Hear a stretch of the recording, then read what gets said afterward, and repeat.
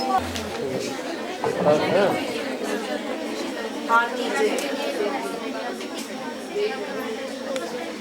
morning everyone. I'm Amrita, Innovation Ambassador. Welcome to Principal Ma'am, IIC President and Vivek Ma'am, IIC Convener and Program Coordinator Mrs. Sally Ma'am and Program Convener Mrs. Mamta Ma'am. Namaskar and good morning, ladies and gentlemen. I'm Shubhendra. So, today we are here for MIC-driven activity for IIC institutions post-budget webinar 2026 and 27 on Sabka Saath, Sabka Vikas, fulfilling aspirations of people. Addressed by Honorable Prime Minister Narendra Modi on 9th of March 2026. Representatives from diverse sectors, particularly education, health, hospitality, and sports. Honorable Prime Minister Shri Narendra Modi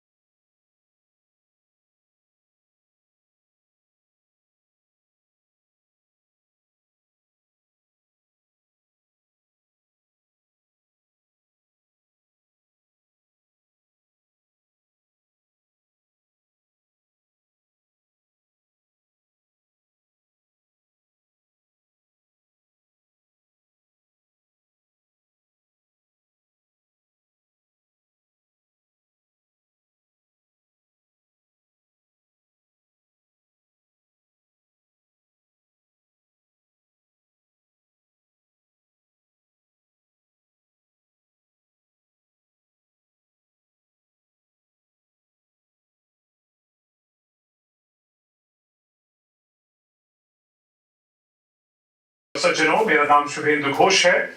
2026 के post budget webinar श्रृंखला के अंतिम webinar में आप सभी का स्वागत है। ये वेबिनार शिक्षा मंत्रालय के उच्च शिक्षा विभाग द्वारा आयोजित किया गया है। इसका मूल मंत्र है सबका साथ, सबका विकास, जन आकांक्षाओं को पूरा करना। कुछ ही देर में माननीय प्रधानमंत्री श्री नरेंद्र मोदी जी भी इस वेबिनार से जुड़ेंगे। वे शिक्षा, कौशल, विश्वविद्यालय टाउनशिप, दिव्यांगजन कौशल योजना, स्वास्थ्य, आयुष, फार्मा, पर्यटन, आतिथ्य कौशल और खेल संबंधी विषयों पर अपने विचार साझा करेंगे। ये वेबिनार केंद्रीय बजट 2026-27 के तहत प्रमुख घोषणाओं के कार्यान्वयन के तरीकों पर विचार विमर्श करने के लिए प्रमुख स्टेक होल्डर्स के साथ किया जा रहा है। वर्ष 2021 में अपनी शुरुआत से ही ये पहल संवाद, चिंतन और सामूहिक कार्रवाई के लिए एक महत्वपूर्ण मंच बन गया है। ये हमारे माननीय प्रधानमंत्री और भारत सरकार की दूरदर्शी सोच को भी दर्शाता है, जिसके अंतर्गत प्रत्येक नीति, प्रत्येक सुधार और प्रत्येक बजटीय प्रावधान केवल एक वित्तीय प्रक्रिया नहीं है, बल्कि नागरिकों को सशक्त करने, संस्थानों को मजबूत बनाने और राष्ट्रीय विकास को गति देने का एक मार्गदर्शक है। इस पोस्ट बजट वेबिनार का उद्देश्य केंद्रीय बजट से उत्पन्न सकारात्मक गति को आगे बढ़ाना है, उसे बनाए रखना है, ताकि विभिन्न दृष्टिकोणों के माध्यम से बजट की गहरी और व्यापक समझ विकसित की जा सके। साथ ही सभी हितधारकों, स्टेक होल्डर्स में सहभागिता और स्वामित्व की मजबूत भावना विकसित करनी जाने वाली है, जिससे जनता की आकांक्षाओं प्रभावी रूप से ठोस परिणामों में परिवर्तित हो सके।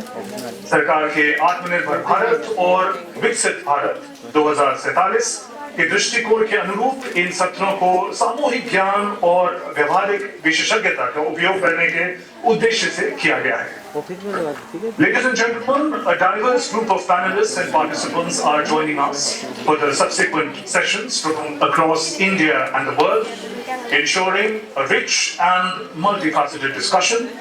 The webinar brings together honorable ministers, senior officials, academicians, industry leaders, students, representatives from diverse sectors today, particularly from education, health, hospitality and sports. Now each of these stakeholders will be sharing their unique perspectives, experiences and expertise, creating an environment of meaningful dialogue and knowledge exchange. By engaging voices from such varied backgrounds, the sessions are designed to foster collaboration, generate innovative ideas, and provide holistic insights into topics under consideration. The impact of these sessions, as expected, will be far-reaching. They are designed to foster joint preparations that draws on both global best practices as well as local experiences, ensuring that diverse expertise is effectively utilized. They will also enable credible action to remove bottlenecks, address challenges that are typically encountered during implementation, thereby strengthening the delivery of these flagship reforms. Most importantly, these sessions will facilitate timely completion of all preparatory measures so that execution can begin in earnest, translating vision into results and ensuring that benefits of the union budget reach the people swiftly and effectively.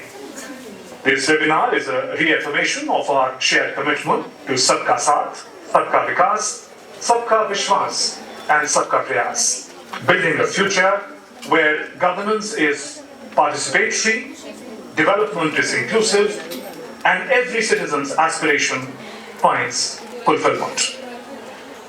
इस webinar में विभिन्न मंत्रालयों में आयोजित breakout सत्र होंगे। उच्च शिक्षा विभाग के अंतर्गत 5 सत्र, पर्यटन मंत्रालय के अंतर्गत 4 सत्र तथा स्वास्थ्य और परिवार कल्याण मंत्रालय के अंतर्गत 7 सत्र हैं।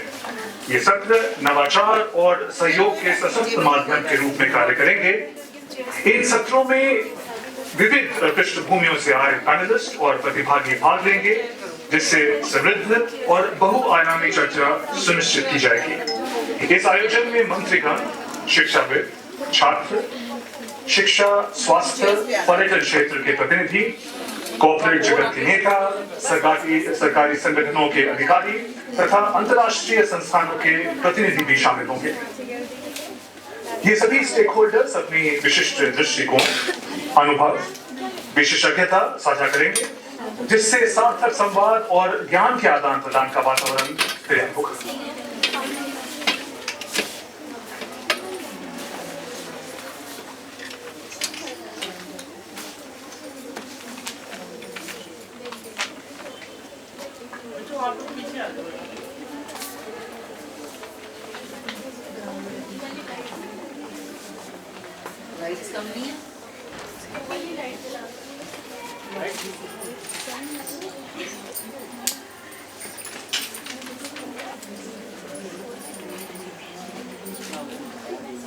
माननीय प्रधानमंत्री जी, मंत्रिपरिषद के माननीय सदस्यगण, विभिन्न मंत्रालयों एवं विभागों के अधिकारीगण, उद्योग जगत के प्रतिनिधि, शिक्षाविद तथा इस वेबिनार से जुड़े सभी प्रतिभागी, आप सभी को मेरा सादर नमस्कार।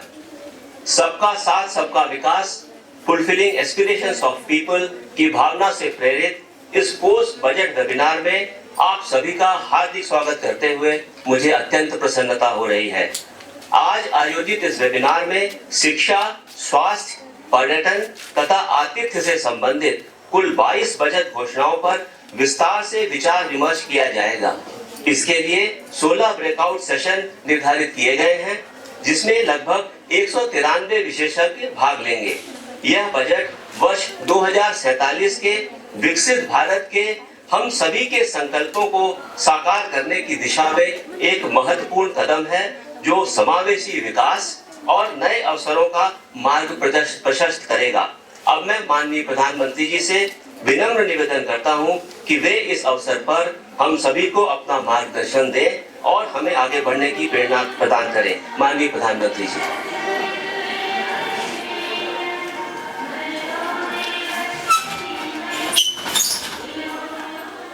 साथियों, बजट के बाद वेबिनार की इस सीरीज में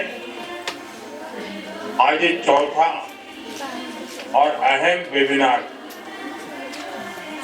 फुलफिलिंग एस्पिरेशंस ऑफ पीपल, यानी जन आकांक्षाओं की पूर्ति, ये केवल एक चर्चा का विषय नहीं है।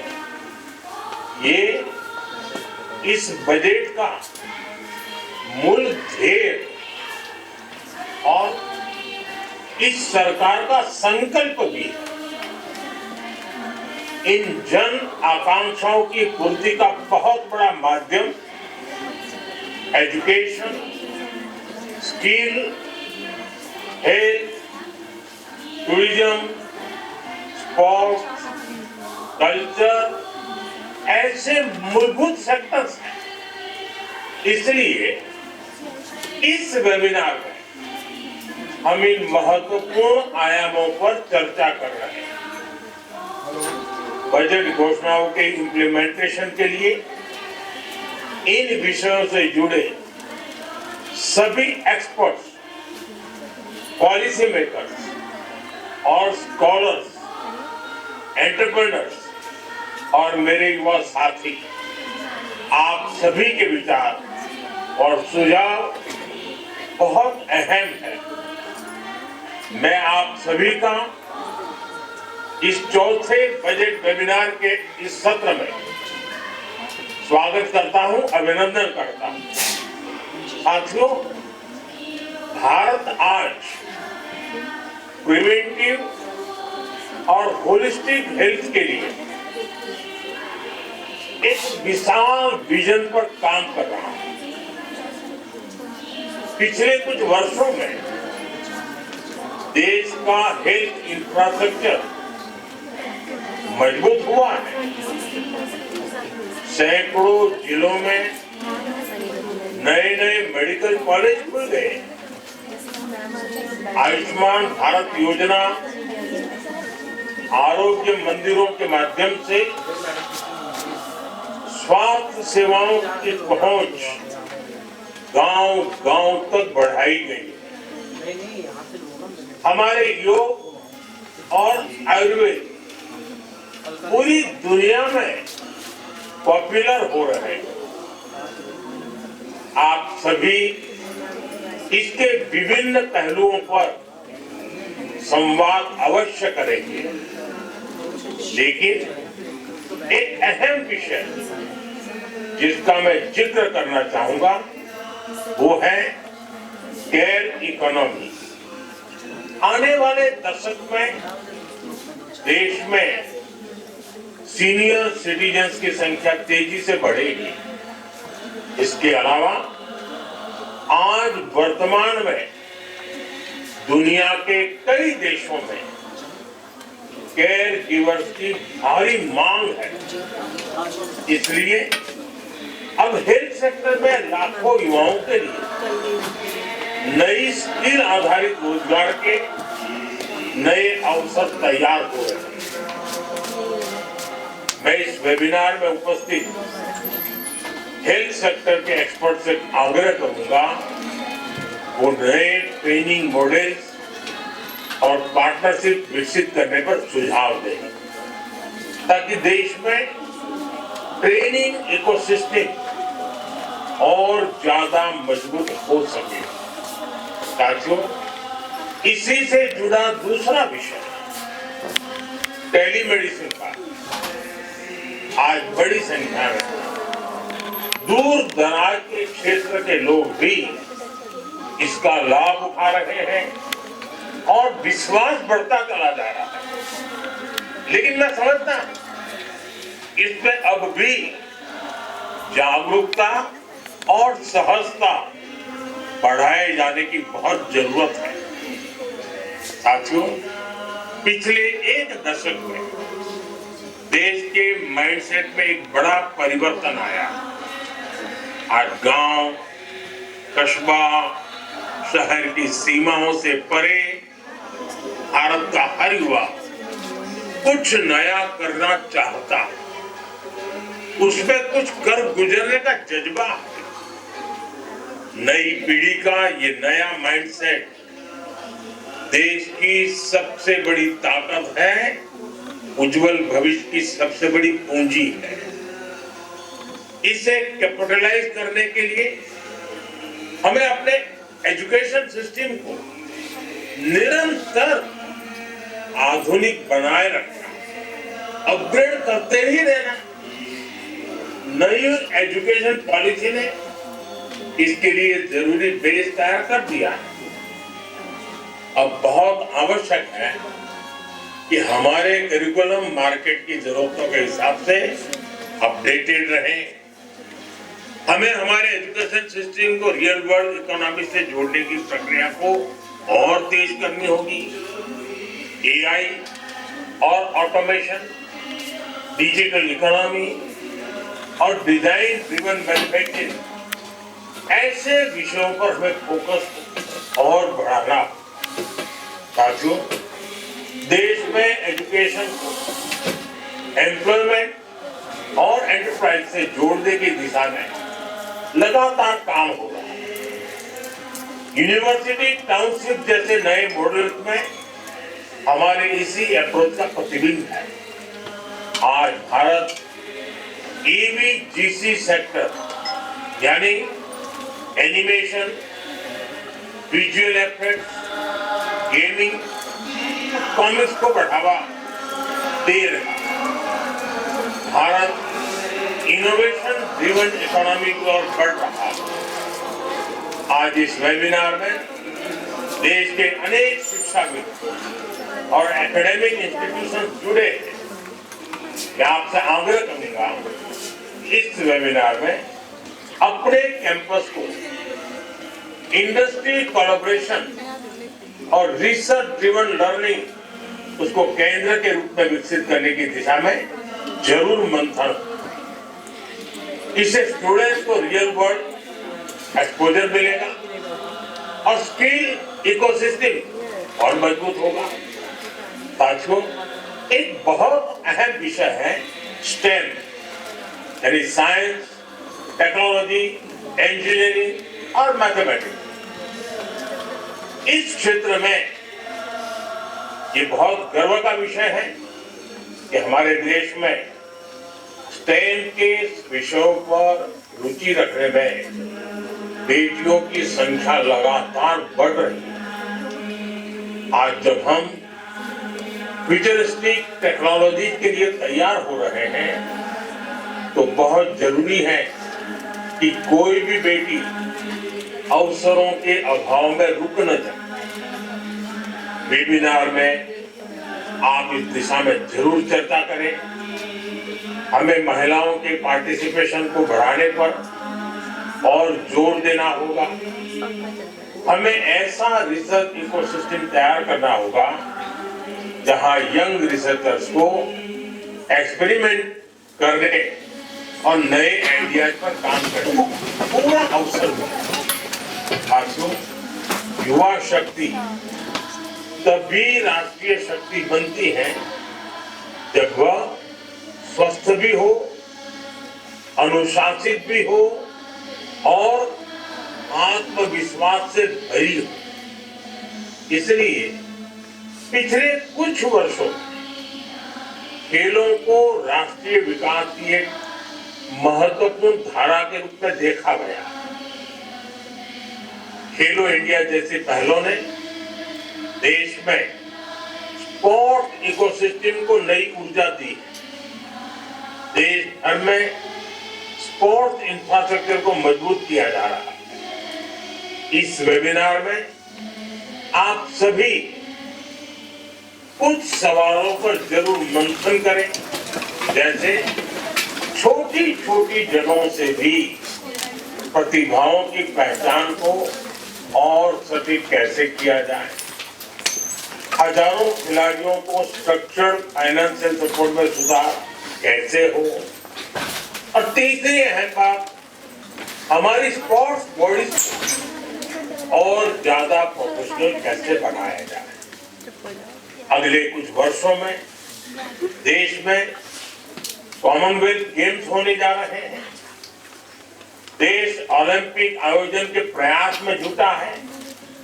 ऐसे में हमें आज कम आयु के खिलाड़ियों को पहचान कर उन्हें तराशना होगा, तभी अंतरराष्ट्रीय प्रतियोगिताओं में भारत का परचम लहरा पाएगा। साथियों, टूरिज्म और कल्चर रोजगार के नए अवसर बढ़ाने में बड़ी भूमिका निभाते हैं। जब किसी स्थान पर टूरिज्म बढ़ता है तो उस स्थान या उस शहर की ब्रांडिंग भी बढ़ जाती है। इससे उस शहर का ओवरऑल डेवलपमेंट भी बहुत तेज हो जाता है। भारत में ऐसे ऐतिहासिक स्थलों की कोई कमी नहीं है, लेकिन लंबे समय तक टूरिज्म कुछ चुनिंदा स्थानों तक ही सीमित रह गया। अब हमें देश के कोने कोने में टूरिस्ट डेस्टिनेशन को नए सिरे से डेवलप करने पर फोकस कर रहे हैं।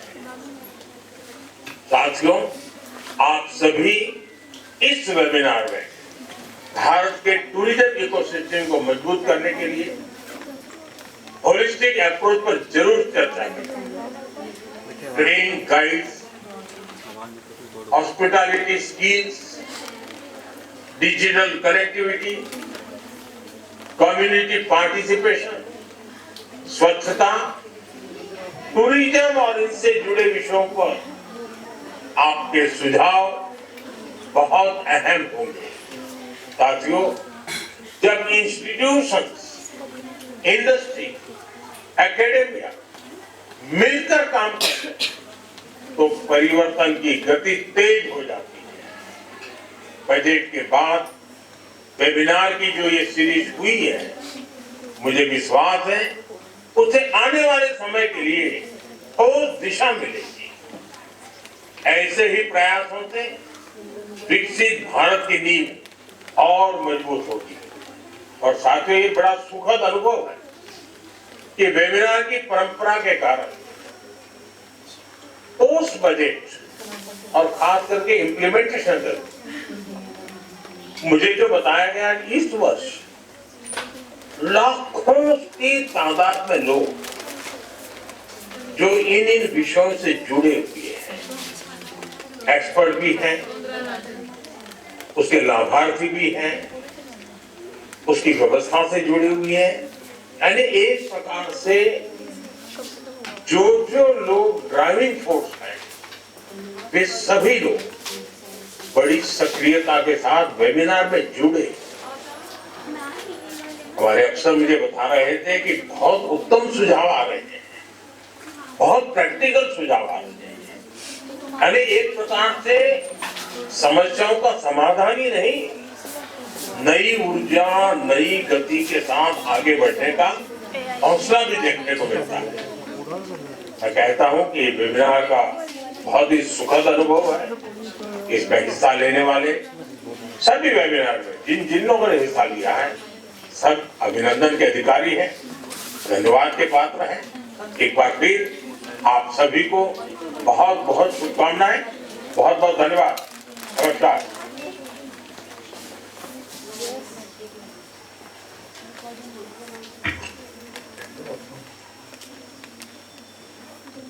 माननीय प्रधानमंत्री जी, आपके प्रेरणादायक संबोधन के लिए धन्यवाद। Ladies and gentlemen, distinguished guests, we are now in the breakout sessions of the program led by different ministries. I invite Dr. Vineet Joshi, Secretary, Department of Higher Education, to present the outline of the sessions led by Ministry of Education. अब हमारे अलग अलग ministries के session शुरू होंगे, breakout session शुरू होंगे। उसमें एक सेशन हमारा मिनिस्ट्री ऑफ एजुकेशन का है। इसके अंतर्गत हमारा सबसे पहला सेशन जो होगा वो यूनिवर्सिटी टाउनशिप्स के ऊपर होगा, और उसके लिए मैं आमंत्रित करना चाहूँगा यूनिवर्सिटी सेशन के मॉडरेटर को कि वो इसको आगे बढ़ाएं।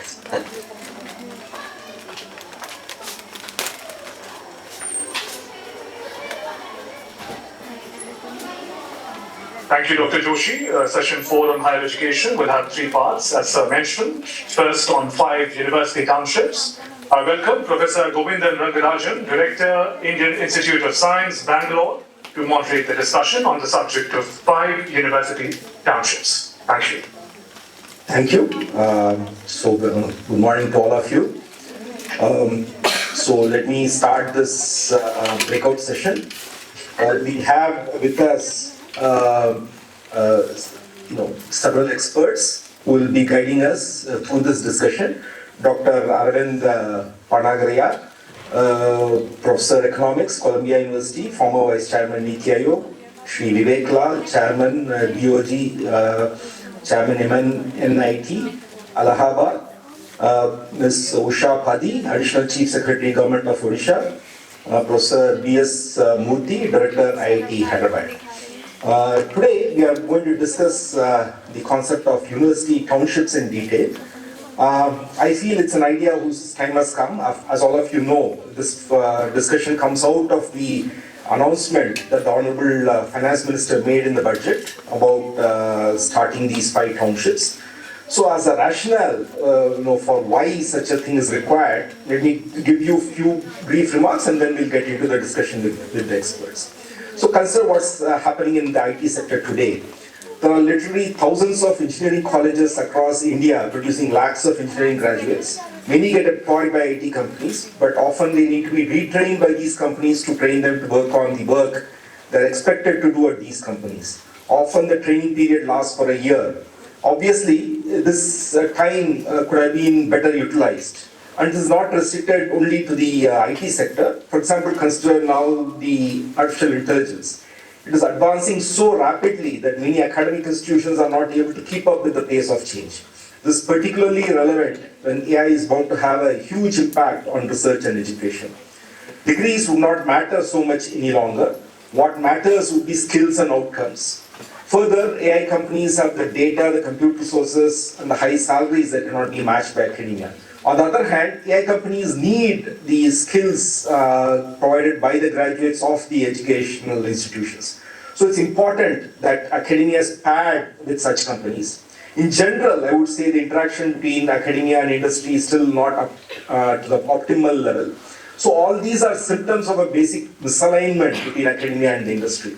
In order to solve this issue, the plan of university townships was announced by the Honorable Finance Minister in her budget speech, by integrating a cluster of academic institutions with industry and making them utilize a shared infrastructure which could include research labs, compute infrastructure and so on. By putting them all together in one geolocated space, one can expect enhanced quality and improved employability. By co-locating academia and industry, one can also hope to attract global talent by providing them with a very rich ecosystem. How will different stakeholders benefit? Students benefit from a shift from degree-focused education to integrated campus outcomes. Institutions benefit from a shift from isolated campuses to collaborative infrastructure ecosystems.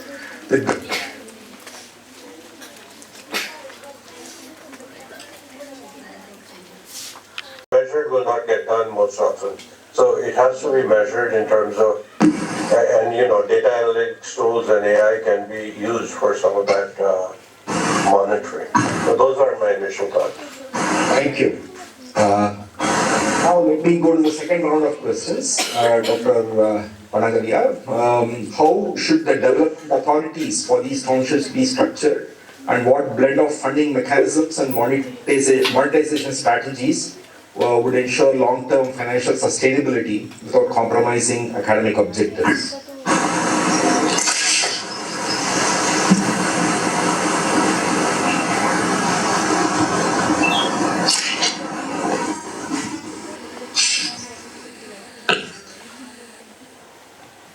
Dr. Panagre?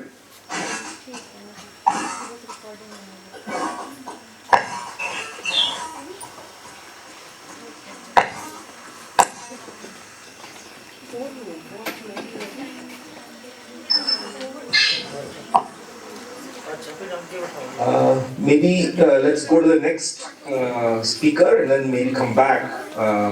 Sorry, I forgot to unmute myself. Okay, sure. Go ahead, please. Sorry about that. So first, on the design.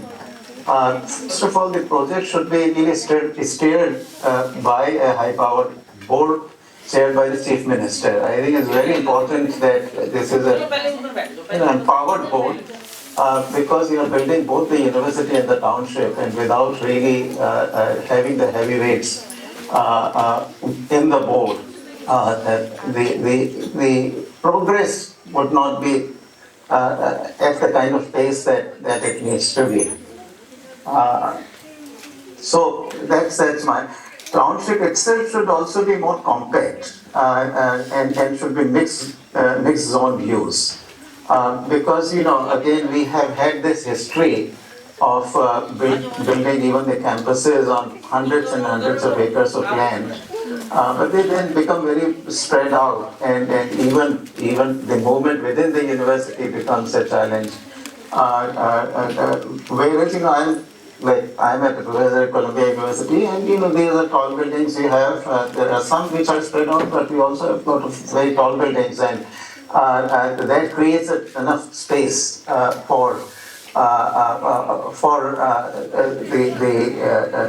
university to run. Likewise, the township itself actually should be built in a compact sort of form. In terms of the funding, clearly, the business activity is already present. So if we are on the periphery of a town, of a major town, and business activity is there, then that becomes then at least in the long run, the sustaining source of economy of the township. So that is one way. University itself should be charging sufficient tuition fees. Now, India's incomes have risen, and we see already there are a lot of private universities where students are actually paying tuition fees. The faculty should bring in research grants, endowments. Those are the sources of funding for the universities. But townships will have to be in the long run kind of sustained by the business activity. If it is correctly designed, particularly if there is a knowledge-based kind of industries around the university within the township, then a lot of the funding for the universities could also come in. Of course, industry will benefit big time from the universities as well. This is the Stanford model that was alluded to earlier. So those are my thoughts on the design. Thank you. Now, with Usha Padi, what role should states play to ensure that university townships are fully integrated into the growth strategy for Viksit Bharat and directly contribute to local jobs and enterprise development? Well, it has come out very clear that the governance actually matters. Where the location has to be there, how the state will be interacting with such infrastructure. So state's role becomes very, very critical and important. And we have also heard that University Town will not be just an education hub. They may be interacting with various industries, ancillary industries, MSMEs, skill development centers for their innovation, economic growth, and maybe they will also be economic engine for the urban transformation itself. So considering that this state role becomes very important, whether it is about the planning stage where we will make sure that the strategic land allocation happens. When the cluster comes up, it is also that the other industries will also come up along with this. Now, if you see, we do it in a very isolated manner. When we have a MSME park, we don't have any specific space or earmarked fund for the land for skill development center there. So, which Odisha has started doing now, and we earmark some specific areas for the skill development center, but of course the university thing also can come up with the corridor, so we can think of that, and the strategic land allocation, earmarking these corridors along as a transit-oriented development, providing the mobility support to these areas is very, very important. As we just spoke about integrating with the local economy beyond the city's region. So again, I am taking cue from the budget announcement where city economic region plans have already been announced, and Odisha is doing one in Bhubaneswar, Cuttack, Puri, Paradip as a region, and another is Jharsuguda, Sambalpur and Bargarh region. If you see IIM Sambalpur, which is there located in Sambalpur, has involved in the local textile and handlooms, where it is again a win-win situation. So similar to that, there will be a strategic land allocation and corridor which will be working, linking skills with the economic opportunities against skill. Every state has a skill mission. Odisha has a skill in Odisha, where we can bring a lot of integration and convergence, where the universities also get benefited and the local communities and youth also get benefited out of it. And state can also play in bringing the sufficient finances, which we just talked about, how the township itself can be sustainable. Again, continuing with the city economic plan, there was also announcement of the urban challenge fund, which again allows the states to leverage Government of India's fund and from the bankable institutions and also from the state budget. So together we can create a structure for PPP, because a lot of investment can be attracted once we make the plan clear and the fundamentals have been put in place. So a lot of PPP financing can also be leveraged, where state can play extremely important role to make that sustainability through urban financing. And local urban bodies, which are again very important stakeholders, they can be provided with the capacity and involvement so that they will be working along with the academy, not against with each other. So that is again a state's role which will come into picture. And as you are aware, higher education again with the state departments and the urban together So we will be able to bring a lot of collaboration between academia, research, industries, this MSME and skill development, and some of the market-ready solutions which are required. And many times state itself is a big customer at the people. I mean, as a use cases, we also require a lot of involvement of the research and academia to help some of our problems. So there, in Odisha, for the climate resistant house building, so we are working with IIT on this one. So similar to that, there have been a lot of use cases where states can collaborate with the academia to do a lot of involvement. And last but not least, involvement of women folk in urban setup who can be a contributor to the local economy. So getting the women's hostel again, it is again a budget announcement. Investing in the urban mobility for bringing the women for the workplace, providing a safety and security to all the women coming, even street lights, the night traveling, all those things where it matters. State can really play a very important role in enabling the university township can become a very vibrant community to help the growth of the region and also become an economically development engine for the state. Thank you.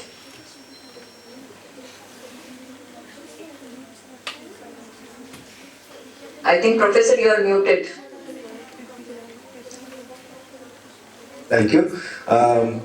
So, Professor Murthy, to make these townships attractive to top faculty, researchers, and global collaborators, what institutional, cultural, and structural facilities must be built from the very beginning? Very good. Thank you very much for this very, very important question that we have. First and foremost, I started when I answered the previous question, the location. Location itself is the most important so that faculty are attracted. Gone are those days where spouses don't work very much, but now almost every spouse works. So you should be in a place where spouses also get a reasonably good employment. So this has to be, so location has to do not only with the accessibility of the township for international collaborations. If you want to organize international conference, people should be able to reach out to the township very quickly. More importantly, and faculty to be attracted there, one more important thing is whether the spouses are well taken care so that they can focus on research. So more importantly, this having industry on the campus, industry R&D on the campus will definitely attract a lot of faculty. This has not been there in most of the older universities, and that is a and that would attract the faculty to come in there, facilitate the talented students to come there to study. So that's my first one. Presence of industrial activity, I think, will reinforce it, both in terms of generating the funding, but also in terms of the university and industry collaboration. I think that is there has been a very weak link in the academic design in India. We put the universities in one place and research got placed in these councils, and the two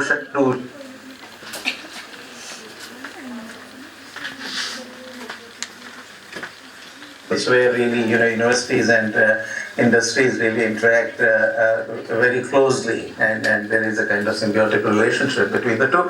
So I think the prior existence of industry around where these are located, and it's very likely if you choose the location in the periphery of a major city, then I think that condition would be met. And the third, as I mentioned, these are very unique projects, and ultimately, of course, they should be done with some sort of challenge grant kind of framework. But I think it will be a good idea to pay attention to, if particularly including the chief ministers being kind of willing to lead this initiative, and the primary criterion for location therefore should be the state government's ability to willingness to create first-rate university and township within 3 to 5 years. I think we should also have some time limit, otherwise these projects can languish. So based on these criteria, the way I think of it, some as examples, I would think that, for instance, in the south, clearly you got Andhra Pradesh, where it could be somewhere around Vizag or Amravati, both are up and coming cities. In UP, Yamunanagar, around Noida, very good possibilities there. In Tamil Nadu, we have Coimbatore, and a lot of the characteristics that I mentioned, criteria I mentioned would be fulfilled in Odisha, Bhubaneswar. On the west side, Maharashtra and Gujarat both have a number of places, Vadodara in Gujarat, Pune, Mumbai corridor in Maharashtra. So that roughly is the way I really think of this. I'm very driven by the desire to have some very institutions of excellence that India still kind of doesn't have enough. We have a few, but we need a bit more. So I will stop there. Thank you. Thank you. Srimati Usha Padi, my question to you is, from a policy perspective, what key urban planning challenges do you foresee in developing these university townships, and what regulatory and institutional mechanisms can address them effectively while ensuring long-term sustainability? Namaskar everyone. I'm honored to be here. Thanks to Ministry of Education for giving this opportunity. Bringing urban development into the discourse itself shows that how it is integrated in developing the education and overall growth of the nation. As you are all aware that urban development itself acts as a platform for enabling any growth, virtually every sector of the economy. Honorable Prime Minister was mentioning whether it is about the sports, whether it is education, whether it is tourism.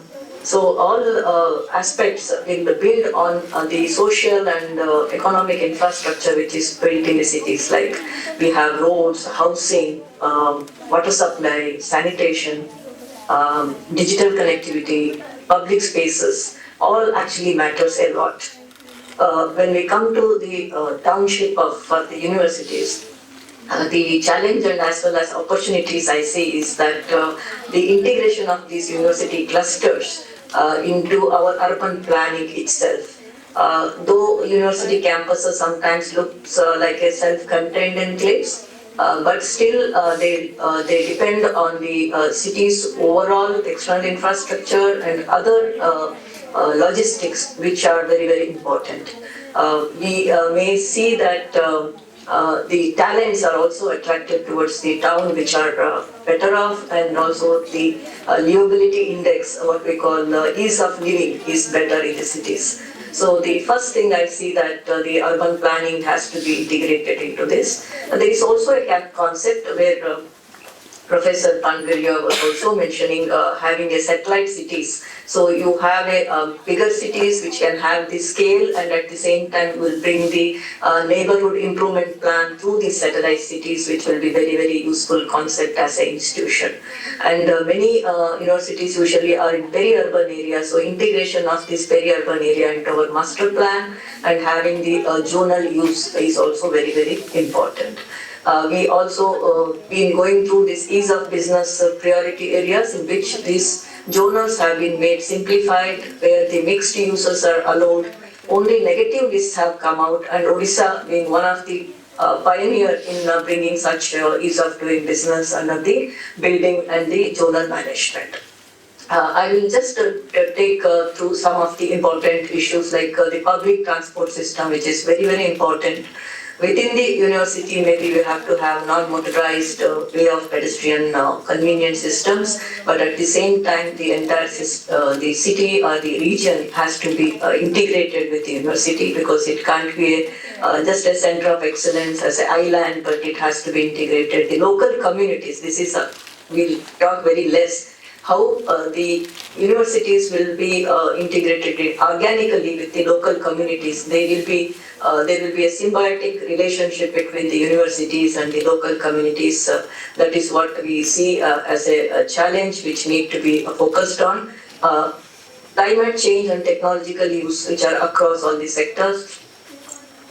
Can we plan in the beginning itself how the sustainable materials can be used, and the housing arrangements and the affordable housing can come also together along with the transit-oriented development, which is again a redevelopment issue, which is a big challenge in the old cities, and the challenges also are there for the new cities with the coming. And fundamentals like having a 100% recycling of the wastages, the proper sewage system, drainage system, these are the important things. And in case of Odisha, I would like to say and close this reply, where Odisha, as is mentioned in the budget, the city economic region plans, which are already started for Bhubaneswar, Puri and Paradip region, which is integrated through various industries and the other corridors. So we have made this economic plan in consultation with NITI, and it has a very good concept of having a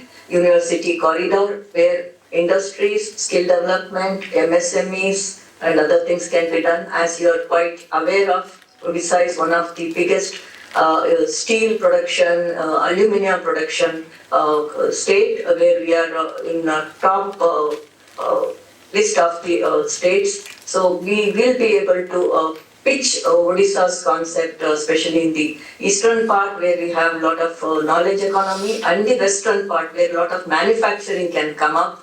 So there it can be a good way of creating a university corridors where the clusters can come up. At the same time, the livability mission of the state, the economic region plan of the state can be integrated. I'll stop here and I wait for the others. Thank you.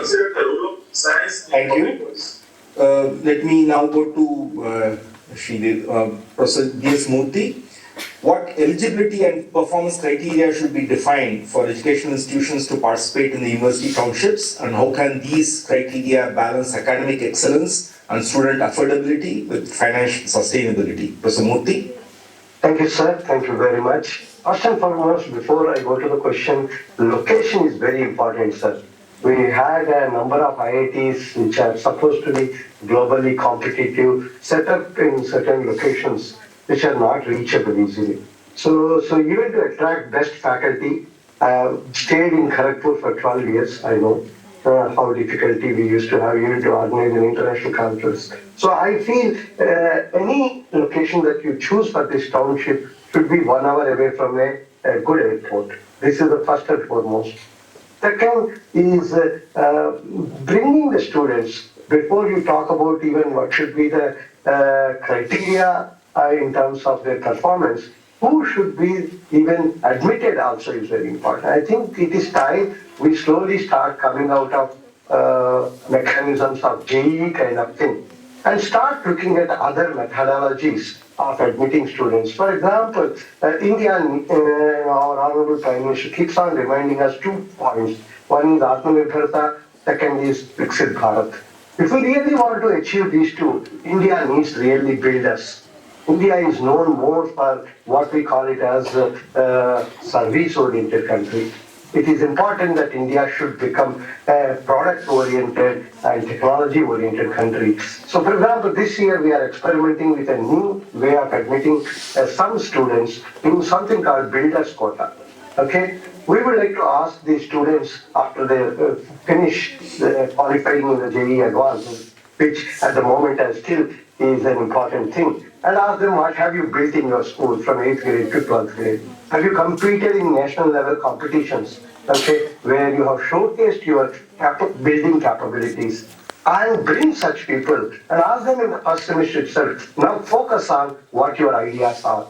Give them opportunity to even take a semester break if needed, so that they focus on that and build things. This year, the 600 BTech students who joined IIT Hyderabad, I was able to connect to 100 faculty and tell them, I want you to convert hostels into workshops or garages where you start building. And I'm seeing tremendous interest of students in this. So, the criteria of their selection and the criteria for to give a degree should focus more on their hands-on building capabilities. India really needs builders. So this is something I would like to emphasize on. More importantly also, reaching out to large number of people is also important. While the campuses can have limitation in terms of how many you can have in classrooms, okay, but there is a way, thanks to COVID, we were able to go out. At IIT Hyderabad, we have started something called OAT, Open to All Teaching. So mechanisms of this kind of things exist where we should be able to reach out our classroom teaching to a large number of outsiders, be able to build that ecosystem also strongly. This is the second. The third and the most important also, I feel, is giving a lot of opportunity to innovations to happen on the campus. Okay, giving financial support to students, and now that the industries are going to be on these townships, giving an experience to these students using the R&D facilities of industry. I would like to say that it is not that we should be near to a manufacturing site of industries. What is important is industry R&D should be on the township. Okay? We should have something like Stanford where industries come and put their R&D setups. If we can have industry R&D setups on the township, the students can get used to it. The students can have semester-long internships there possible, and as a result, they will be able to come out with a knowledge of how to make products much more easily. So this is something which is important. And at the same time, it is also important to have a lot of importance to the right brain activity. For example, engineering is all too much of a left brain activity. I strongly believe innovations can come when your mind is intuitive. Okay, so give a more focus on that. For example, we have even started at IIT Hyderabad a Center for Creative Arts, where students take about 10% of their undergraduate course from creative arts, which I saw is helping a lot on our students getting into more and more innovation activity and entrepreneurship activity. I think these are some of the things that we need to look at. So our evaluation criteria should be slightly different from what our universities have been so far doing it. Thank you. Thank you. Now let me go to Vivek Lal.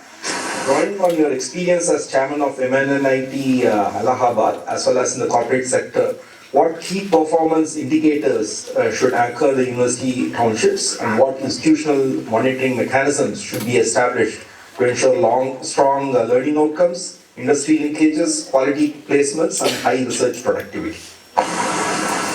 Thank you very much for your question, and it's an honor and pleasure to be here. Thank you to the Ministry of Education for giving me this opportunity to share some of my thoughts. I'm a visiting fellow at Stanford as well as at Cambridge, and so some of these thoughts are based on what I've seen in the global context. So in terms of KPIs, I think the first topic I'd like to address is, learning outcomes. I think within learning outcomes there are several aspects.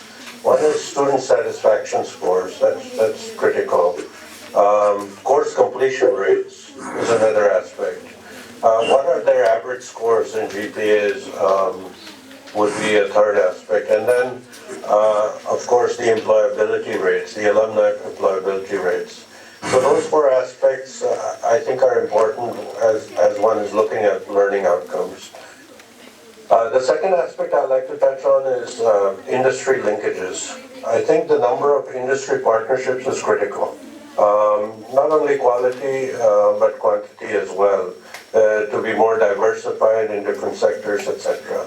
The second aspect within industry linkages would be collaboration research projects, and how many of those can be generated. And alongside that aspect is the whole internship and placement rates that come as a result of some of these projects.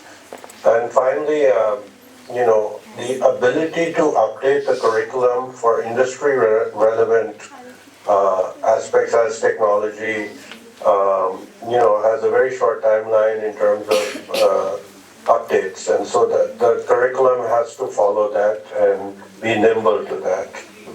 The third broad aspect is, of course, the placements itself and quality placements, which includes obviously compensation packages, the employer feedback of how these students are doing, as well as the ability of the alumni to engage in the network.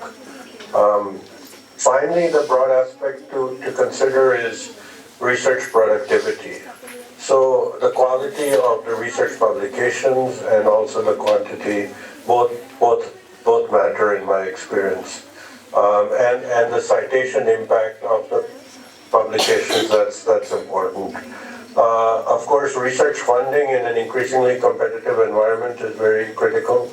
And that also is a key performance indicator of research productivity. And finally, as has been mentioned by some of the speakers, the entrepreneurship outcomes and the innovation outcomes, that's also measurable. So in terms of measuring some of this, how do you monitor some of this? And I think the key aspects there is a regular progress review needs to be undertaken. I think another aspect is industry advisory boards are very critical to set them up and have that be a part of the monitoring mechanism. Alumni engagement, I think those exist, but has to be enforced. Research committees, that also is an important aspect. And then a quality assurance cell may be set up for this to monitor, because what cannot be and startup support for them will definitely attract. And ensure that there is more and more time spent in industry R&D by the faculty. And for example, their leave rules and things like that should be allowed to have more and more time spent in the industry as almost like an on-duty leave, so that which we have been doing at the IIT Hyderabad, and I have seen a significant result of that. Right now, about 25% of our funding is coming from industry. It is because faculty spend a lot of time with the industry. So these are certain important points I think would help attracting brilliant faculty. Thank you. Shri Vivek Lal, in your view, what would be a realistic implementation timeline for establishing the first university township and achieving full operationalization of the townships?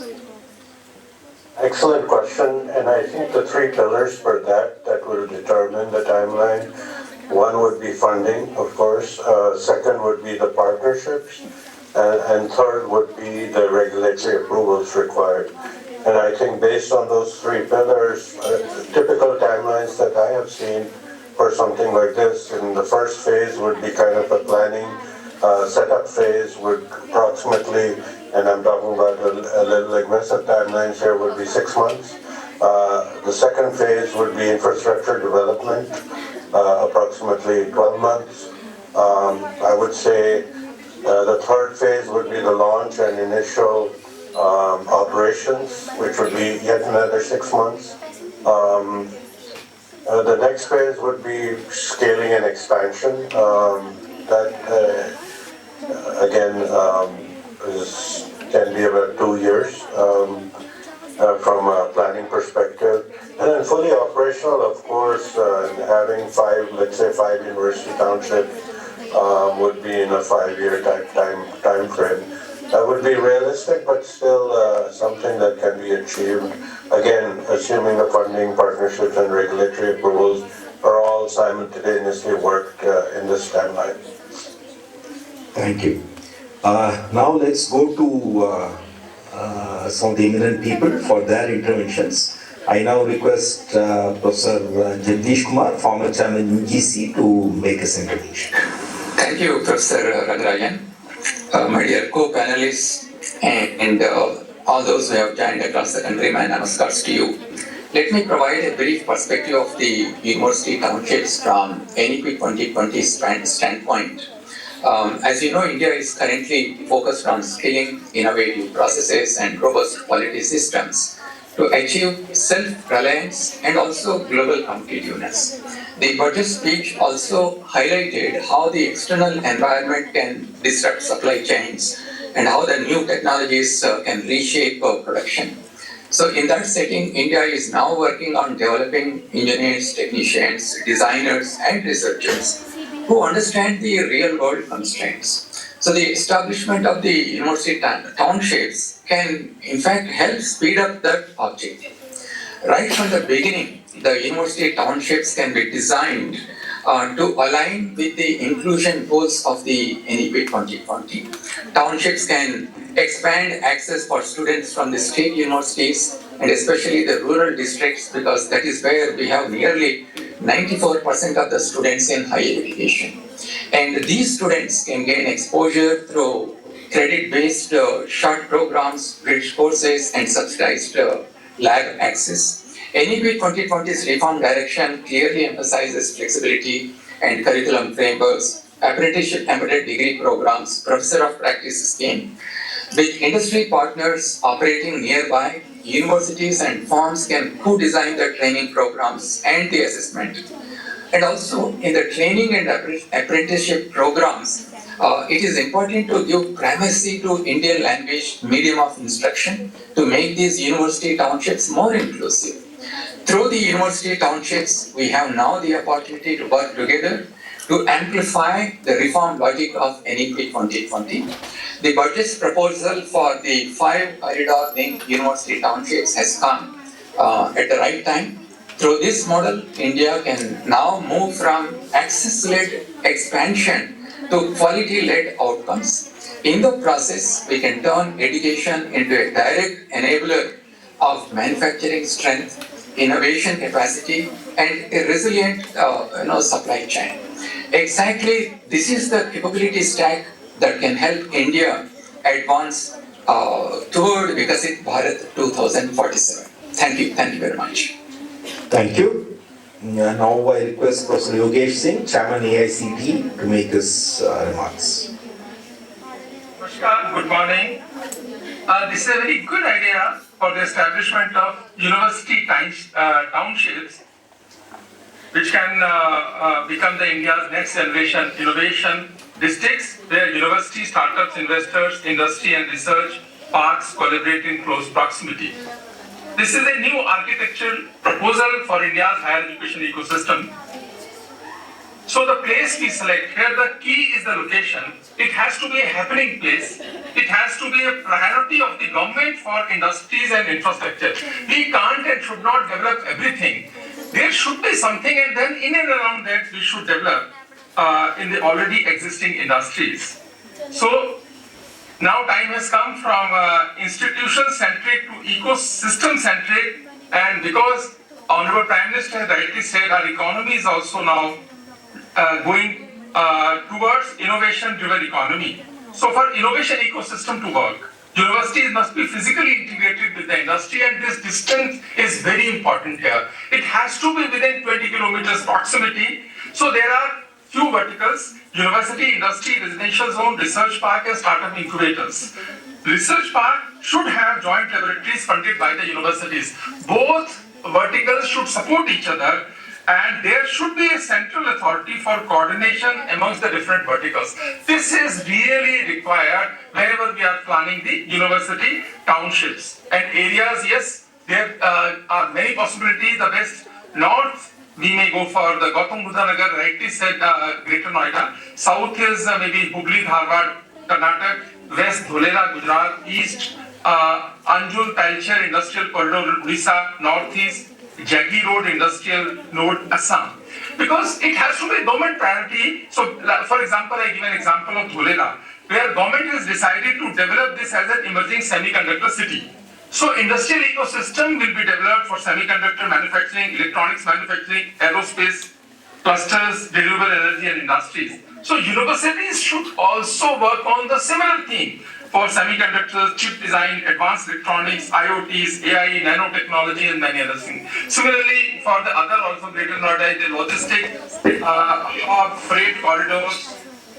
So the same infrastructure should be developed. So it has to be thematic, it has to be focused to get results at a faster pace. Funding pattern is also very important. There should be 2 phases. Phase 1 for next 20 years funding. Globally successful university ecosystem function through a multi-layered funding architecture. So first 20 years, he said the public investment should be 50%, central and state government, private capital 50%, Land monetization is also very important, 20%, and a special purpose vehicle be created. Stakeholders will be government, center, state, industry partners, and university leadership. And these special purpose vehicle will develop the land, infrastructure, and also financing, but the long-term sustainability model is key.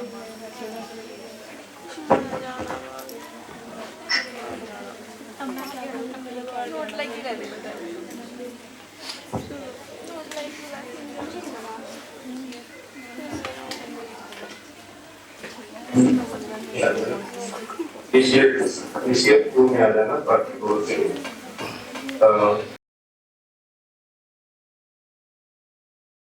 cluster, and this township should have at least, we should plan for 75,000 to 1 lakh students per township, and university research institution should be around 10 to 20, and there should be a central authority. This is very important.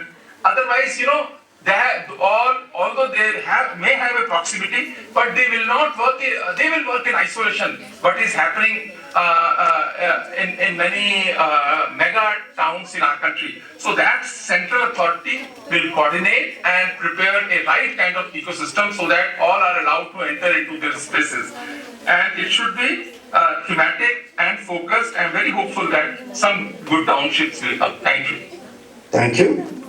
Now I invite Ms. Hardeep Kaur Sandhu, volunteer of My Bharat, to make her remarks. Thank you, Director Sir. Good morning, everyone. I'm a My Bharat volunteer.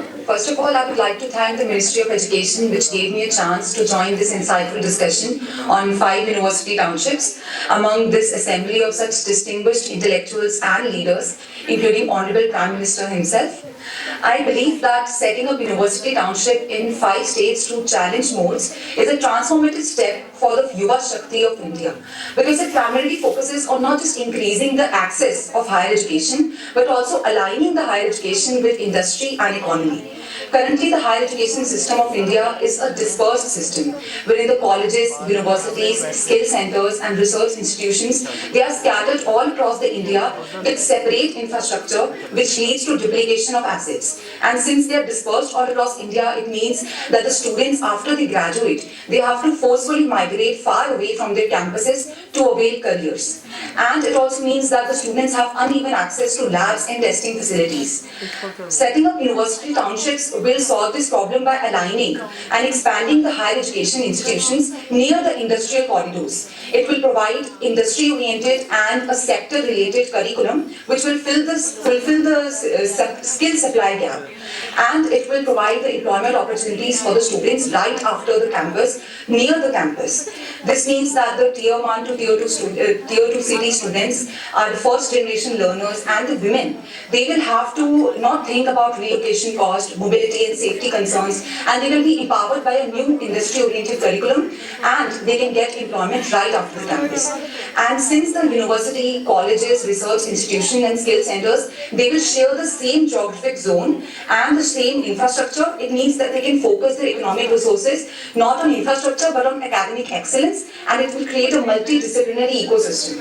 I think so this needs a collaborative effort between central government and the state government, public sector, private industry and academia, and this will certainly create an inclusive, modern and sustainable education ecosystem. As it will provide aspiration to and change the aspiration of students to ambition, leading to Sabka Saath, Sabka Vikas and Sabka Vishwas, and creating such an inclusive interaction between industry and institutions will catalyze the vision of a Viksit Bharat by 2047. Thank you. Thank you. Let me now draw this interaction to a close. We have had excellent comments by all the panelists. I thank all of them, and also by all the people who intervened in the debate after the panelists. I'll be giving my summary remarks later in the day. So now let me close the meeting and then invite Professor Shuchi Sinha, moderator for the second breakout session on girls' hostel in every district for STEM institutions, to take over. Thank you.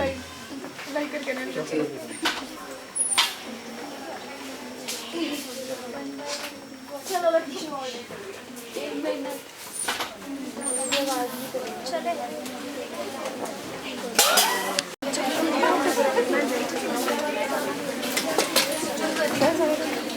Education Policy 2020 underscores the need to enhance women's participation in science, technology, engineering, and mathematics. Given this is a national priority, a structural barrier that is often encountered is the absence of safe, affordable, and proximate residential facilities.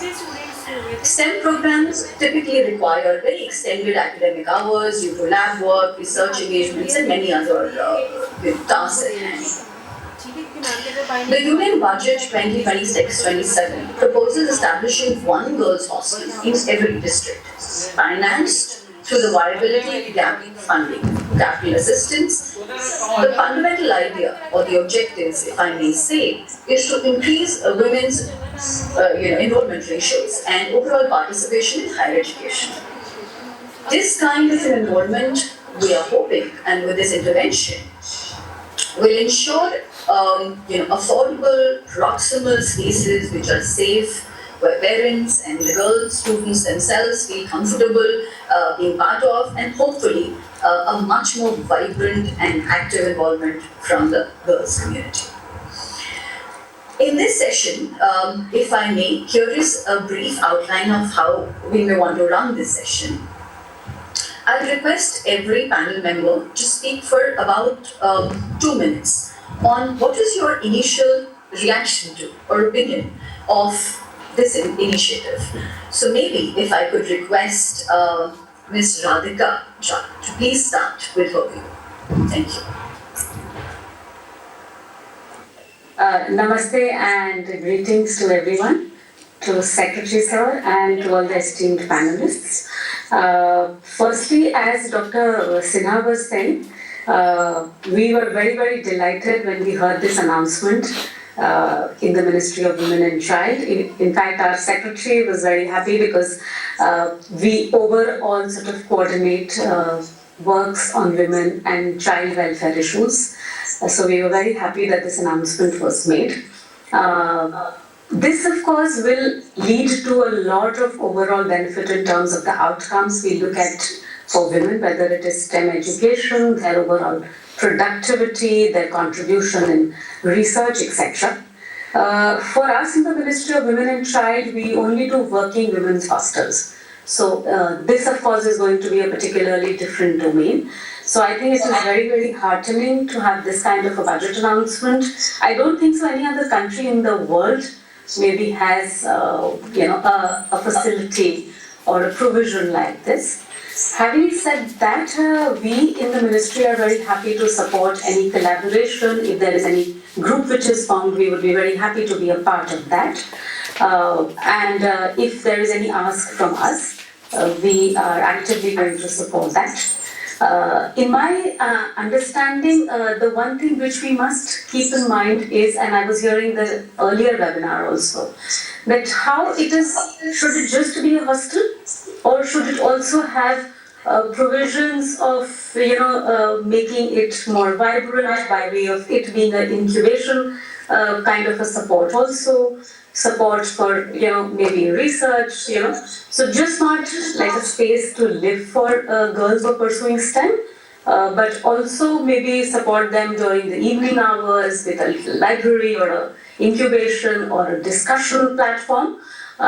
So those were my initial thoughts. We'll of course hear the other members and we'll close in on what more we feel about this. Thank you. Thank you so very much, Radhika ji. I'll request if Professor Ujjwala would like to share some thoughts on this initiative. Namaskar, thank you, Secretary, and very good morning to all my panelists as well as viewers who all are here, and especially Shri Vinit Joshi ji, Secretary of the Ministry of Education, for this opportunity to speak about my views on this subject. Hostels, especially for girls, is a very, very peculiar subject, I would say, and I've been associated with this particular subject for my entire career, maybe which spans about 40 years, I would say. But I was especially very happy when this announcement was made, and in the post-budget conference, Srimati Nirmala Sitharaman ji said that there is no need for our students to go out for the higher education. We will provide them the spaces, we will provide them the new courses. So STEM courses, as was rightly mentioned earlier also, have a very long hour stays on the campuses. So for these long hours, to reduce their commuting time, which many times it is more than 3 hours, which I understand. So for reducing this and keeping the ambience of learning available to students for the longer periods of the day, we need hostels for them. And the particular need of this hostel at every learning stage for STEM particularly is necessary because that would make them safe, that would give them comfortable ambience to make themselves available for learning. These spaces need to be not only safe but hygienic, and with hygiene I would say that they should also be accessible to almost all the students. So these are the three most important aspects which I would say should be first and foremost fulfilled, and then beyond that this will, the number of girls going for STEM education is very high. It's an encouraging fact. Almost more than 42% I would say, 43.4%. Yet the dropouts are also equally more. So when the dropouts are more, we need to retain them, and these hostel facilities probably will help this lessen these dropouts. Because what we see that women represent only 27% in the STEM workforce and only 18.6% for working scientists, showing a gap between the education and professional participations. So that would mean that they are dropping out also from their education, and that's the reason that we need to give them. These are my first initial thoughts actually, but then there are many things which I would definitely like to discuss on the basis of the criteria and the pointers how the designs of these hostels should be. So I'll talk when my turn comes next. Thank you so much again. Thank you so very much. And now if I may request Dr. Joseph to please share your thoughts. Good morning everyone.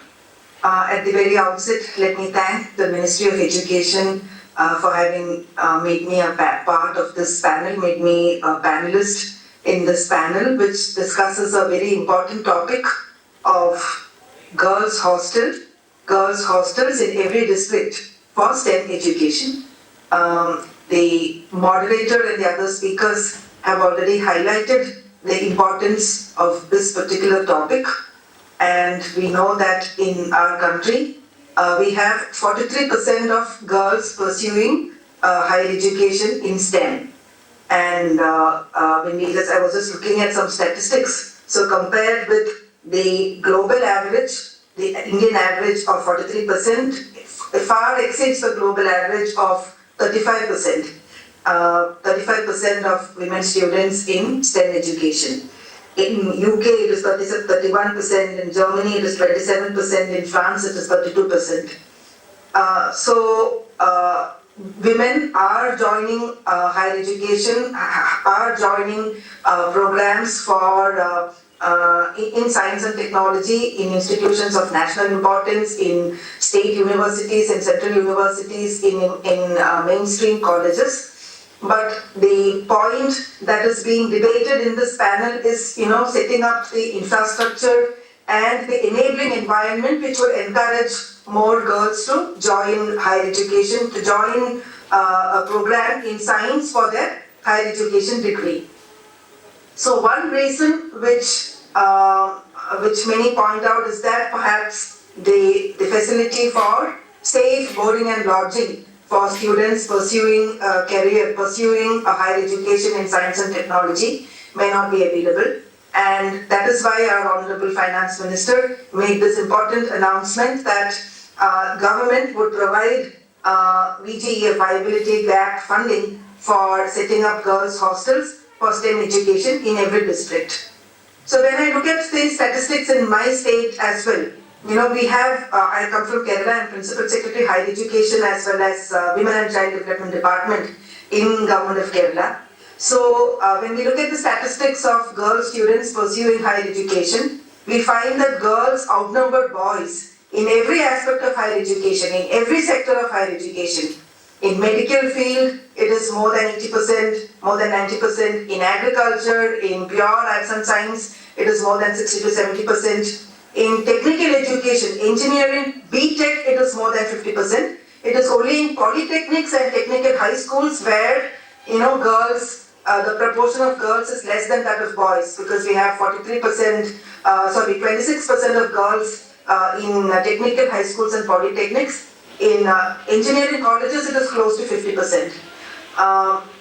General arts and science, medicine, agriculture, veterinary science, where we have more girls. We have been observing this phenomenon that we have more girls, but our hostels cater to more boys. Because when medical colleges were established, when agricultural universities were established, more hostels were built for boy students than for girl students. So at the state government level also, we are now putting in projects, putting in budgetary allocations for establishing hostels, more hostels for girls, or converting some of the boys' hostels to girls' hostels, because in places like, say, an Ayurveda medical college, 95% students are girls. And you have more hostels, more brick and mortar structures to accommodate boys. So we salute this announcement that every district, every institution should have a girls' hostel. And now we have to look at where the girls' hostels should come up. In major universities, yes, universities have land, universities have facilities and funding support for establishing specific hostels for girl students, for postgraduate students and for research scholars. But in districts where we don't have a university, where we just have colleges, so we need to identify land which is nearer to an arts and science college or nearer to an important college of that district. And then along with the hostel, do we have safe commuting facilities? So how do we structure in that as well? The forward linkages that we need to have along with the basic accommodation that we provide for girl students. So if lady research scholars have to stay back in the evenings, have to stay back till late in the night to finish important laboratory work or to complete important research projects, would there be a safe commute between the research lab, between the university and the hostel? Again, in the hostel, would we try to put in some facilities, some creche facilities for, say, researchers who are in their, early or late 20s, who would already have started a family and who would need a creche support facility to enable their children to be in a safe environment when they are able to pursue their research careers or research activities. So that is another point which would go alongside this. So I believe this budgetary announcement would go a long way in plugging that leaky pipeline syndrome, which we discuss in science and in STEM parlors, where the number of science graduates going into a proper research career in science is less. So how do we plug that gap? So how would a girls' hostel in a STEM project in a university?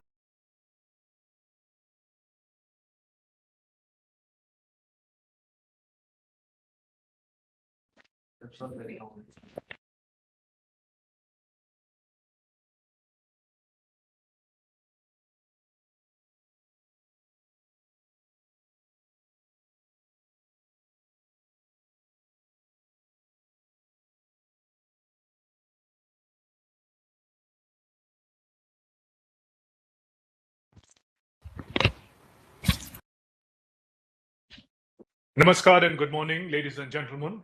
I'm Shubhendu Ghosh. Welcome to this post-budget webinar It is organized by Department of Higher Education, Ministry of Education, on the inspiring theme, Sabka Saath, Sabka Vikas, fulfilling aspirations of people. Let me extend a warm welcome to honorable ministers, senior officials, academicians, industry leaders, students, representatives from diverse sectors, particularly education, health, hospitality, and sports. Honorable Prime Minister Shri Narendra Modi will address the webinar in a short while from now, covering diverse sectors, including education, health, Ayush, pharma, tourism, hospitality skills, and sports. Ladies and gentlemen, this is the last of the webinars organized around the core theme of the Union Budget 2026-27. The objective is to translate the budget's strategic reforms into an actionable, outcome-oriented framework through wide-ranging consultations with ministries, academia, industry, civil society, and implementation partners. नमस्कार, सुप्रभात देवियों और सज्जनों, मेरा नाम शुभेंदु घोष है। 2026 के post budget webinar श्रृंखला के अंतिम वेबिनार में आप सभी का स्वागत है। ये वेबिनार शिक्षा मंत्रालय के उच्च शिक्षा विभाग द्वारा आयोजित किया गया है। इसका मूल मंत्र है सबका साथ, सबका विकास, जन आकांक्षाओं को पूरा करना। कुछ ही देर में माननीय प्रधानमंत्री श्री नरेंद्र मोदी जी भी इस वेबिनार से जुड़ेंगे। वे शिक्षा, कौशल, विश्वविद्यालय टाउनशिप, दिव्यांगजन कौशल योजना, स्वास्थ्य, आयुष, फार्मा, पर्यटन, आतिथ्य कौशल और खेल संबंधी विषयों पर अपने विचार साझा करेंगे। ये वेबिनार केंद्रीय बजट 2026-27 के तहत प्रमुख घोषणाओं के कार्यान्वयन के तरीकों पर विचार विमर्श करने के लिए प्रमुख स्टेक होल्डर्स के साथ किया जा रहा है। वर्ष 2021 में अपनी शुरुआत से ही ये पहल संवाद, चिंतन और सामूहिक कार्रवाई के लिए एक महत्वपूर्ण मंच बन गया है। ये हमारे माननीय प्रधानमंत्री और भारत सरकार की दूरदर्शी सोच को भी दर्शाता है, जिसके अंतर्गत प्रत्येक नीति, प्रत्येक सुधार और प्रत्येक बजटीय प्रावधान केवल एक वित्तीय प्रक्रिया नहीं है, बल्कि नागरिकों को सशक्त करने, संस्थानों को मजबूत बनाने और राष्ट्रीय विकास को गति देने का एक मार्गदर्शक है। इस पोस्ट बजट वेबिनार का उद्देश्य केंद्रीय बजट से उत्पन्न सकारात्मक गति को आगे बढ़ाना है, उसे बनाए रखना है, ताकि विभिन्न दृष्टिकोणों के माध्यम से बजट की गहरी और व्यापक समझ विकसित की जा सके। साथ ही सभी हितधारकों, स्टेक होल्डर्स में सहभागिता और स्वामित्व की मजबूत भावना विकसित करनी जाने वाली है, जिससे जनता की आकांक्षाओं प्रभावी रूप से ठोस परिणामों में परिवर्तित हो सके। सरकार के आत्मनिर्भर भारत और विकसित भारत 2047 के दृष्टिकोण के अनुरूप इन सत्रों को सामूहिक ज्ञान और व्यवहारिक विशेषज्ञता का उपयोग करने के उद्देश्य से किया गया है। Ladies and gentlemen, a diverse group of panelists and participants are joining us for the subsequent sessions from across India and the world, ensuring a rich and multifaceted discussion. The webinar brings together honorable ministers, senior officials, academicians, industry leaders, students, representatives from diverse sectors today, particularly from education, health, hospitality, and sports. Now, each of these stakeholders will be sharing their unique perspectives, experiences, and expertise, creating an environment of meaningful dialogue and knowledge exchange. By engaging voices from such varied backgrounds, the sessions are designed to foster collaboration, generate innovative ideas, and provide holistic insights into topics under consideration. The impact of these sessions, as expected, will be far-reaching. They are designed to foster joint preparations that draws on both global best practices as well as local experiences, ensuring that diverse expertise is effectively utilized. They will also enable credible action to remove bottlenecks, address challenges that are typically encountered during implementation, thereby strengthening the delivery of these flagship reforms. Most importantly, these sessions will facilitate timely completion of all preparatory measures so that execution can begin in earnest, translating vision into results and ensuring that benefits of the union budget reach the people swiftly and effectively. This webinar is a reaffirmation of our shared commitment to Sabka Saath, Sabka Vikas, Sabka Vishwas, and Sabka Prayas, building a future where governance is participatory, development is inclusive, and every citizen's aspiration finds fulfillment. इस webinar में विभिन्न मंत्रालयों में आयोजित breakout सत्र होंगे। उच्च शिक्षा विभाग के अंतर्गत 5 सत्र, पर्यटन मंत्रालय के अंतर्गत 4 सत्र तथा स्वास्थ्य और परिवार कल्याण मंत्रालय के अंतर्गत 7 सत्र हैं। ये सत्र नवाचार और सहयोग के सशक्त माध्यम के रूप में कार्य करेंगे। इन सत्रों में विविध पृष्ठभूमियों से आए पैनलिस्ट और प्रतिभागी भाग लेंगे, जिससे समृद्ध और बहुआयामी चर्चा सुनिश्चित की जाएगी। इस आयोजन में मंत्रीगण, शिक्षाविद, छात्र, शिक्षा, स्वास्थ्य, पर्यटन क्षेत्र के प्रतिनिधि, कॉर्पोरेट जगत के नेता, सरकारी संगठनों के अधिकारी तथा अंतर्राष्ट्रीय संस्थानों के प्रतिनिधि भी शामिल होंगे। ये सभी स्टेक होल्डर्स अपनी विशिष्ट दृष्टिकोण, अनुभव, विशेषज्ञता साझा करेंगे, जिससे सार्थक संवाद और ज्ञान के आदान प्रदान का वातावरण तैयार होगा।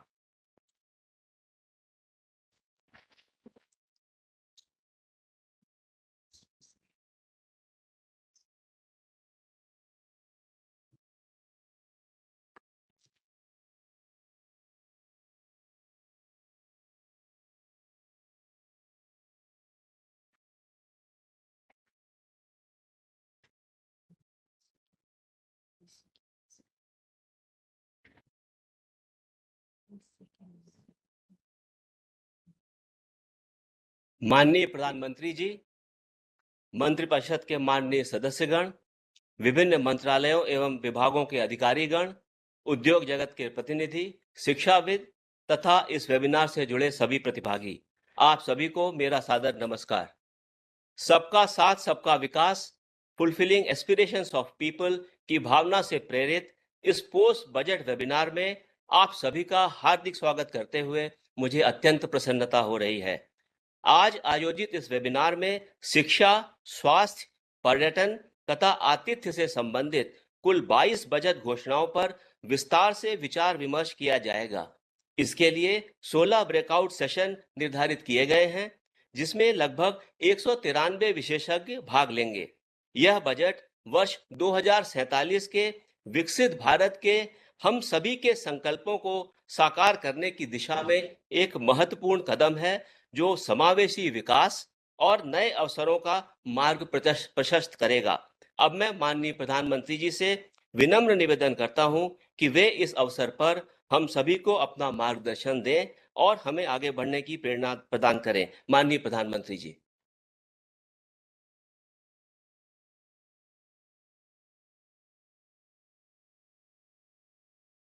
साथियों, बजट के बाद वेबिनार की इस सीरीज में आज चौथा और अहम वेबिनार है, फुलफिलिंग एस्पिरेशंस ऑफ पीपल, यानी जन आकांक्षाओं की पूर्ति। ये केवल एक चर्चा का विषय नहीं है, ये इस बजट का मूल ध्येय और इस सरकार का संकल्प भी है। इन जन आकांक्षाओं की पूर्ति का बहुत बड़ा माध्यम education, skill, health, tourism, sports, culture, ऐसे मूलभूत सेक्टर्स हैं। इसलिए इस वेबिनार में हम इन महत्वपूर्ण आयामों पर चर्चा कर रहे हैं। बजट घोषणाओं के इम्प्लीमेंटेशन के लिए इन विषयों से जुड़े सभी एक्सपर्ट्स, पॉलिसी मेकर्स और स्कॉलर्स, एंटरप्रेन्योर्स और मेरे युवा साथी, आप सभी के विचार और सुझाव बहुत अहम है। मैं आप सभी का इस चौथे बजट वेबिनार के इस सत्र में स्वागत करता हूं, अभिनंदन करता हूं। साथियों, भारत आज प्रिवेंटिव और होलिस्टिक हेल्थ के लिए एक विशाल विजन पर काम कर रहा है। पिछले कुछ वर्षों में देश का हेल्थ इंफ्रास्ट्रक्चर मजबूत हुआ है। सैकड़ों जिलों में नए नए मेडिकल कॉलेज खुल गए हैं। आयुष्मान भारत योजना, आरोग्य मंदिरों के माध्यम से स्वास्थ्य सेवाओं की पहुंच गांव-गांव तक बढ़ाई गई है। हमारे योग और आयुर्वेद पूरी दुनिया में पॉपुलर हो रहे हैं। आप सभी इसके विभिन्न पहलुओं पर संवाद अवश्य करेंगे, लेकिन एक अहम विषय जिसका मैं जिक्र करना चाहूंगा वो है केयर इकोनॉमी। आने वाले दशक में देश में सीनियर सिटीजन्स की संख्या तेजी से बढ़ेगी। इसके अलावा आज वर्तमान में दुनिया के कई देशों में केयर गिवर्स की भारी मांग है।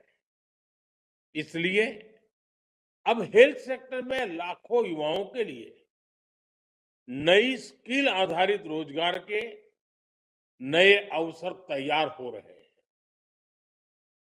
मैं इस वेबिनार में उपस्थित हेल्थ सेक्टर के एक्सपर्ट से आग्रह करूंगा वो नए ट्रेनिंग मॉडल्स और पार्टनरशिप विकसित करने पर सुझाव दें, ताकि देश में ट्रेनिंग इकोसिस्टम और ज्यादा मजबूत हो सके। साथियों, इसी से जुड़ा दूसरा विषय टेलीमेडिसिन का है।